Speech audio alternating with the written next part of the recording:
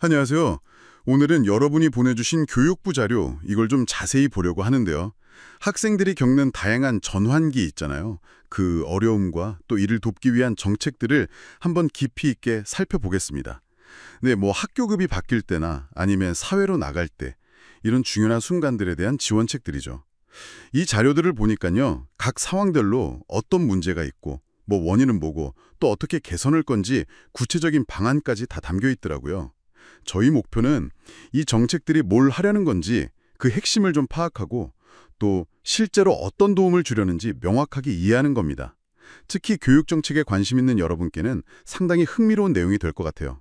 자, 바로 시작해 볼까요? 먼저 가장 좀 보편적인 경험일 겐데요. 초등학교에서 중학교로 넘어갈 때요. 아이들이 겪는 어려움들 있잖아요. 자기주도 학습, 이거 정말 큰 변화죠.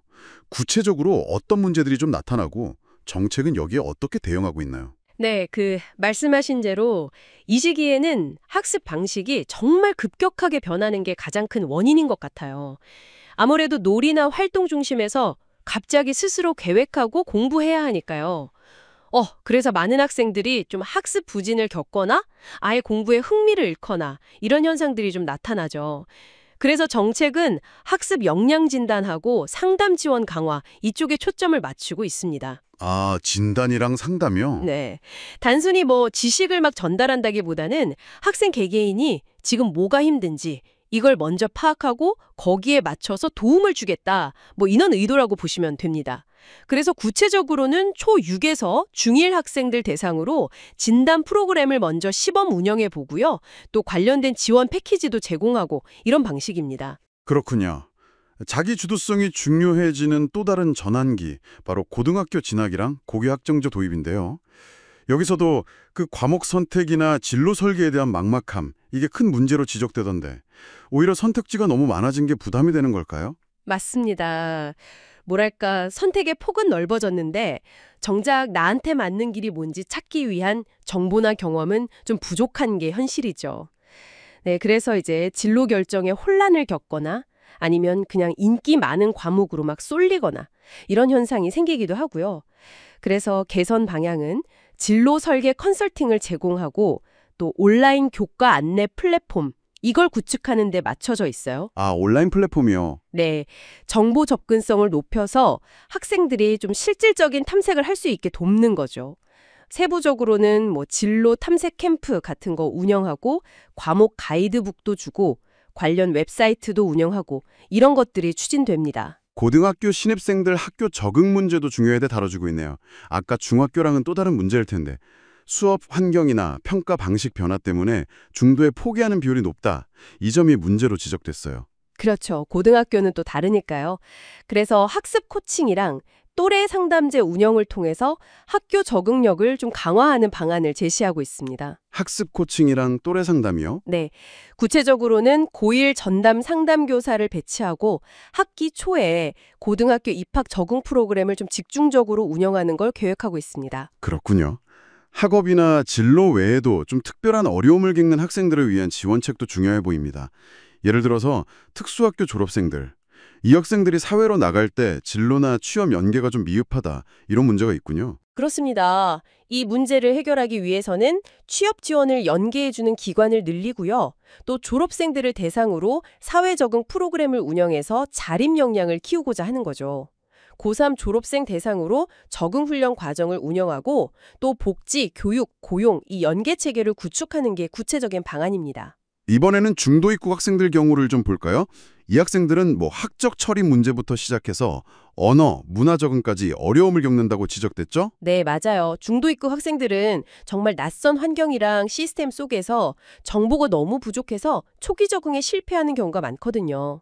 언어 장벽은 당연하고 학적 처리 절차를 잘 몰라서 불이익을 받기도 하고 문화 차이 때문에 소외감 느끼기도 하고요. 이런 현상들이 나타나죠. 그래서 이걸 해결하려고 학적 언어 통합 지원 체계를 마련하고 다문화 맞춤 적응 교육 이걸 제공해서 정착률을 높이는 걸 목표로 하고 있습니다. 통합 지원이랑 맞춤 교육이요? 네, 핵심은 이제 초기 지원을 강화하는 건데요. 입국 초기에 집중적으로 적응 프로그램을 운영하고 또 한국어 캠프를 정례화하는 방식으로 좀 안정적인 학교 생활 기반을 마련해 주려는 겁니다. 대안교육을 선택하는 학생들을 위한 지원도 있네요. 중학교 졸업하고 대안교육기관으로 갈 때 정보가 부족하거나 제도적으로 좀 공백이 있다? 이게 문제였군요. 맞습니다.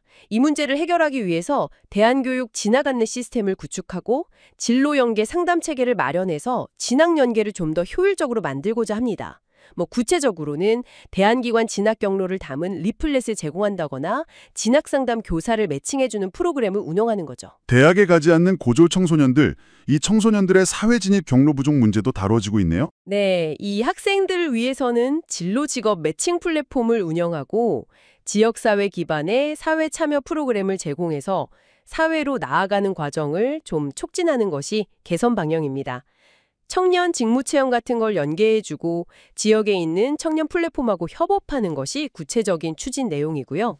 검정고시 보고 대학 가려는 학습단절 청소년들에 대한 맞춤형 지원 부족, 이것도 지적됐군요. 네, 그렇죠. 이들에게는 이제 대학 입시 정보를 좀 제대로 제공하고 자기주도 학습 멘토링을 운영해서 진학 기회를 확대하는 걸 목표로 합니다.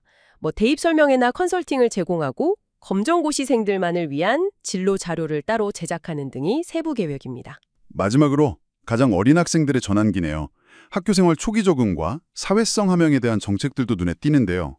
초등학교 1학년 입학 초기에 늪이는 정서적 불안감, 교실 적응 어려움, 그리고 초등 저학년들이 학년 올라갈 때 겪는 정서, 사회성 적응 어려움, 이런 것들이 문제로 제시됐죠. 맞습니다. 특히 초1 입학 초기에는 유치원하고는 전혀 다른 환경이잖아요. 낯선 친구들, 선생님, 또 규칙적인 생활, 모든 게 아이들한테는 큰 스트레스죠. 네, 그래서 등교를 거부한다거나 학교 생활에 흥미를 잃는 그런 정선의 행동 문제가 나타나기도 하고요. 그래서 놀이 적응 중심 활동 프로그램을 운영하고 학부모 연계 상담을 강화하는 방향으로 정책이 설계됐습니다. 아이들이 학교를 좀 즐겁고 안전한 곳으로 느낄 수 있도록 돕는 게 우선인 거죠. 아, 놀이 중심으로요? 네, 입학 초기 적응 매뉴얼을 만들어서 보급하고 학교랑 가정이 같이 협력해서 정서 안정 활동을 지원하는 것이 구체적인 방안입니다. 더 나아가서는 초등 전학년에 걸쳐서 사회정서 학습, SEL이라고 하죠. 이걸 적용한 수업이나 또래 관계 향상 프로그램 같은 걸 도입해서 사회성 함양에도 힘쓰고 있습니다. SEL 콘텐츠 학교별 적용 매뉴얼 배포나 또래 놀이활동 시범 운영 같은 게 추진되고요. 네, 오늘 이렇게 쭉 살펴본 교육부의 전환기 지원 정책들, 학생들이 겪는 전환기의 어려움이라는 게 단순히 학업 문제만이 아니라는 걸 보여주는 것 같아요. 심리적인 안정, 정보 접근성, 또 미래 설계, 사회 적응, 정말 복합적이네요. 맞습니다. 각기 다른 상황에 놓인 학생들의 그 눈높이에 맞춰서 필요한 지원을 아주 촘촘하게 제공하려는 그런 노력이 엿보입니다. 단순히 문제를 해결하는 걸 넘어서 모든 학생이 다음 단계로 잘 나아갈 수 있도록 발판을 마련해 주려는 그런 의지가 중요해 보입니다. 자, 오늘 이렇게 다양한 전환기 지원책들을 살펴봤는데요. 여러분, 혹시 기술 발전이나 사회 변화 때문에 우리가 지금은 크게 주목하지 못하고 있지만 앞으로 더 중요해질 또 다른 학생들의 전환기는 무엇이 있을지 한번 생각해 보시는 건 어떨까요? 예를 들면 인공지능 시대를 살아갈 우리 아이들에게는 또 어떤 새로운 전환기 교육이 필요하게 될지 이런 고민도 한번 해볼 만한 것 같습니다.